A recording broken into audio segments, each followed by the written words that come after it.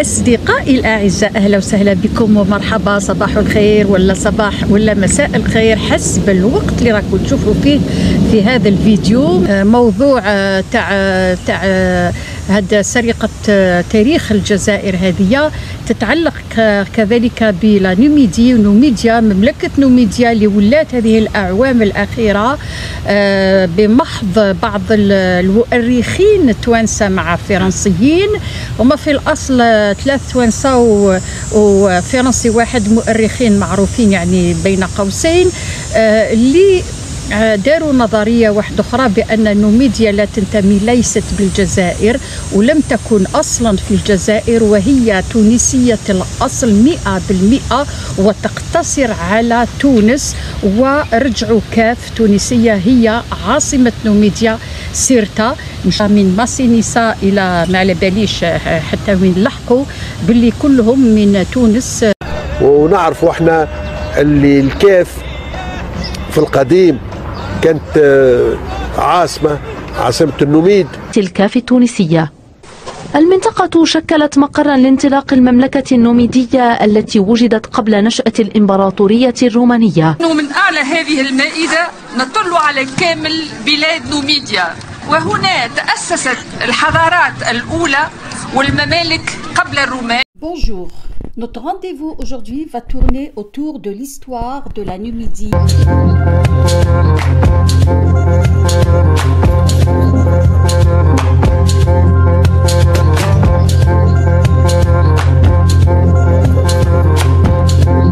La Numidie est le plus ancien et le premier royaume fondé en Afrique du Nord. La Numidie est spécifique du fait que ce sont de la population locale ou des rois locaux qui vont fonder ce royaume de Numidie. Par rapport, je dis ça par rapport à Carthage, qui a été fondé par des colons fuyant Tyr. Tyr se trouve actuellement au Liban avec à leur tête leur reine Alissa Didan, qui vont fonder Carthage en Tunisie bien sûr. Et nous avons également du côté ouest le royaume des Maures ou des Mauris qui a été fondé après la Numidie, vu que les historiens à l'unanimité, je parle bien sûr des historiens de l'époque, historiens romains et grecs, ont approximativement situé la naissance de la Numidie vers le 2e siècle. Et bien sûr, le royaume de Maurie a été fondé vers le 3e siècle. Cependant, nous ne savons rien de la Numidie avant que les historiens romains et les historiens grecs ne s'intéressent aux affaires africaines. L'existence des royaumes numides, beaucoup plus ancienne que les dates avancées par les historiens, donc 2e et 3e siècle, parce qu'à cette époque-là, on n'a pas beaucoup de sources pour connaître les premiers rois numides avant Gaïa. Cependant, il y a un roi qui va émerger bien avancé, qui est rentré dans l'histoire grâce surtout au tombeau des Médrassen que nous retrouvons dans la région des Aurès, qui appartient au roi Medris. Et Medris est considéré comme l'ancêtre des Berbères, l'ancêtre des rois numides. D'après Ubayd el-Bekri, c'est le roi du pays. Pour Ibn Khaldoun, Medris serait donc l'ancêtre des Berbères, l'ancêtre des tribus berbères, comme les Zénètes, les Sonhadj et les Djaroua. Et la tradition orale disait que la reine Dihya venait se recueillir justement devant le tombeau de Medrassen, considéré comme son ancêtre, qui est dédié au roi Medris, et l'un des tombeaux les plus anciens, notamment de l'Afrique du Nord. Il est attesté du 3e siècle. Le nom de la Numidie apparaît pour la première fois chez l'historien Polybe du 2e siècle avant Jésus-Christ. Il parle d'une population qui vit à l'ouest de Carthage jusqu'au fleuve du Melouya. Dans la première moitié du 2e siècle, la Numidie occupait ou Elle s'étalait sur le territoire qui allait des fosses phéniciennes qui séparaient la Numidie à l'est de Carthage. La construction socio-politique des royaumes de Numidie se reposait sur la tribu, la famille, le village et bien sûr les confédérations. C'est à cette époque-là que des rois ou des agélides, comme on les appelait à l'époque, ont émergé pour prendre en main le destin des confédérations berbères. Les Numidies ne va être unifiées que par Massinissa en l'an 2005 avant Jésus-Christ. Cet âge, c'est ce qu'on appelle l'âge d'or de la Numidie. Selon Strabon, la Numidie occidentale, donc dirigée par Syphax, était plus puissante. Elle avait un plus grand territoire, son roi était puissant, il était riche, ils avaient des structures politiques, sociales et surtout militaires bien organisées. Ils élevaient les chevaux, cultivaient le blé et surtout ils commerçaient avec les villes méditerranéennes. C'est le royaume des Massaciles. Quant au royaume des Massiles, donc celui de Massinissa, il était plus petit bien sûr, mais la population ou les Massiles étaient beaucoup plus attachés à la terre et ils avaient construit beaucoup plus de villes que du côté de la Numidie occidentale. Eux aussi cultivaient le blé, ils étaient de grands cavaliers, donc ils élevaient notamment les chevaux et le bovin. C'est à partir du roi Gaïa que nous allons avoir de plus amples informations sur la Numidie et à partir de ce moment-là, nous allons avoir une généalogie complète des rois numides, à commencer par Gaïa, le père de Massinissa, jusqu'à arriver au dernier roi de la Numidie, Ptolémée, le fils de Juba II. Et si nous regardons un petit peu l'emplacement de la Numidie sur une carte actuelle afin de bien comprendre le territoire qu'elle occupait, nous allons voir sur cette carte que la Numidie, ses frontières, donc je prends la Numidie unifiée, ses frontières sont en rouge, les frontières de Carthage en bleu, les frontières des Mauris en jaune, et nous avons vers le sud les Gétus, des tribus berbères qui vivaient dans le sud, mais qui étaient sous l'autorité de Massinissa, qu'il faut bien préciser que c'était des Numides aussi, même si on les appelait les Gétus, ils appartiennent à la Numidie, ils étaient sous ils étaient sujets du roi Massinissa. La Numidie est centrée essentiellement en Algérie, donc son point central ou son noyau central se tournait autour de Sirta.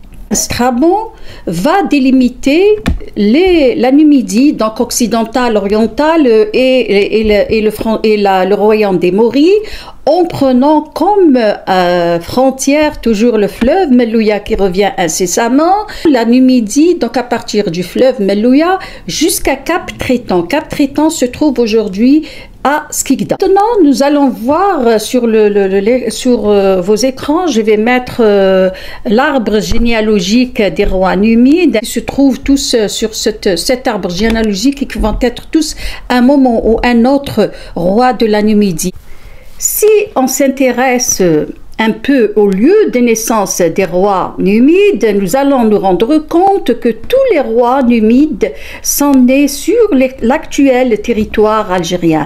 Donc si on prend l'exemple de Gaïa, le père de Massinissa, il est né à Makamod, l'actuel Oum-el-Bouaghi, et son fils Massinissa, le fils de Massinissa Messipsa, son neveu Jugurtha sont nés à Sirta, l'actuelle Constantine.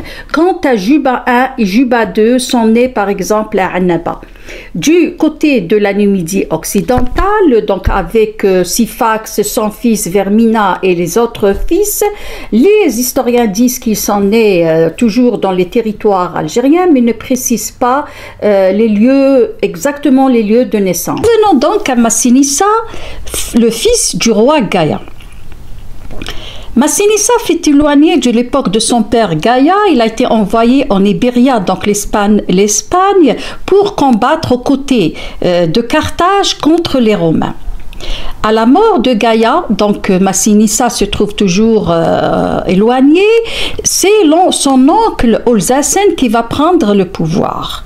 Et à sa mort, il lègue le pouvoir, donc le pouvoir est légué à son fils Capussa. Cependant, le cousin Mastoul ne va pas être d'accord, il va déclarer une guerre à son cousin Capussa pour justement reprendre le trône, et c'est ce qui va arriver puisqu'il va défaire son cousin, il va le tuer dans une bataille et il va monter sur le trône avec l'aide bien sûr de Syphax. C'est lorsque ces nouvelles arrivent à Massinissa, donc il décide de retourner au pays pour reprendre le trône qui lui revient de droit selon la tradition.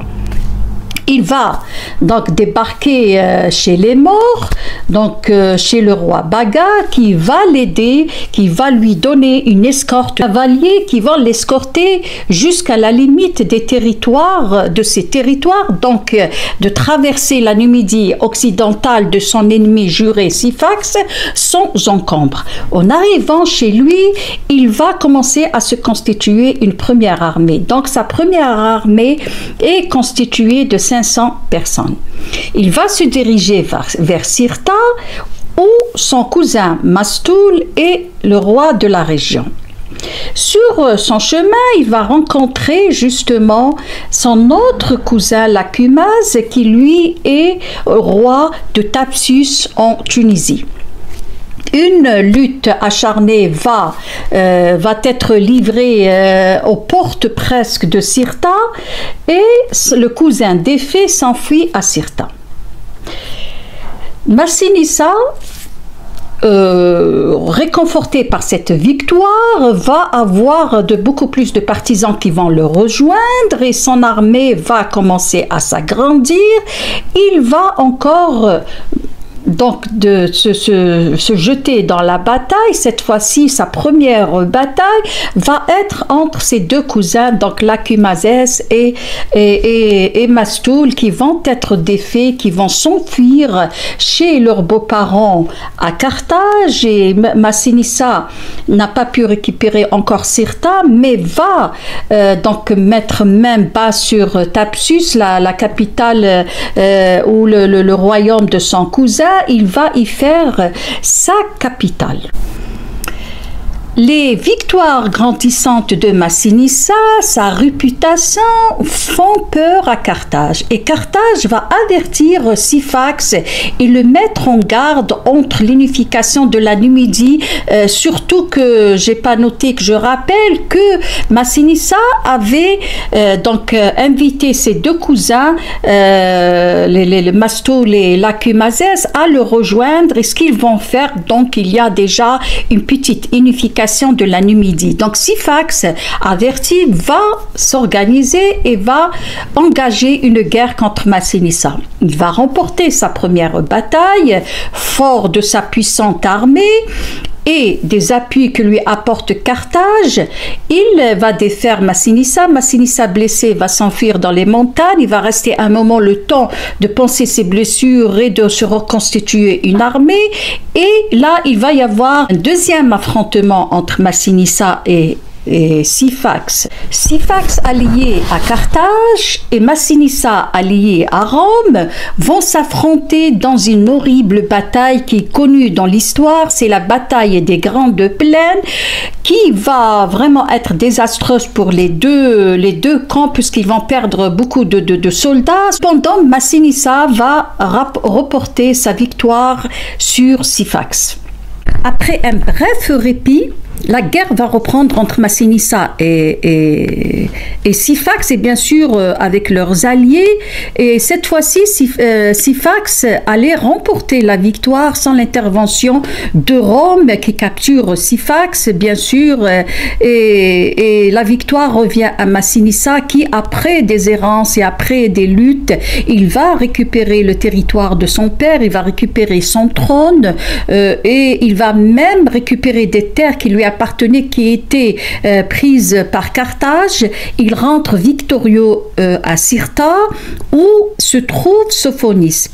Sophonisbe, la fille d'un général carthaginois, était sa fiancée et sa promise avant que son père, pour des alliances politiques, ne la marie à Syphax.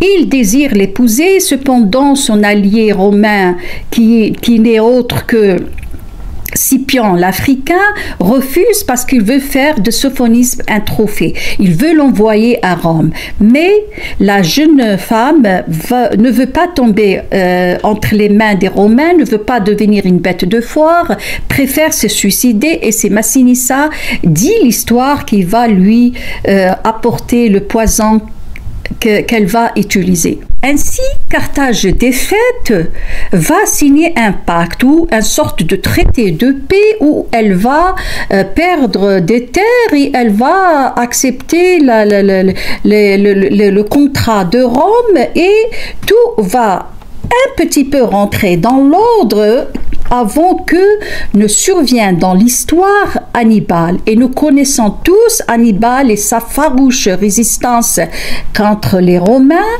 et il va essayer de remettre Carthage comme elle était avant, donc la prestigieuse Carthage, et il va déclarer la guerre à Rome et à Massinissa. C'est ainsi que Hannibal va s'allier à Vermina, le fils de Syphax, et va s'engager dans une guerre, plutôt dans une bataille. C'est la bataille qui est connue de la bataille de Zama, lui avec Vermina et Massinissa avec Scipion l'Africain, et Massinissa va avoir le dessus sur Hannibal, Hannibal qui va s'exiler et qui va lui aussi se suicider. C'est ainsi que va commencer le règne de Massinissa, qui va durer 54 ans. Massinissa a réussi à unifier donc la Numidie occidentale, la Numidie orientale et bien sûr un peu du territoire actuel de la Tunisie, qui va devenir tous une Numidie unifiée. Il va édifier un État sur les références de Carthage et de Rome. Il va donc développer la culture du blé, l'élevage des chevaux, du bovin, l'hydraulique. Il va surtout encourager les arts et les lettres, et c'est à cette époque-là que la Numidie va prospérer, va s'agrandir, va être un État où dans tous les sens du terme. Et je vous remercie, je vous dis à la prochaine fois.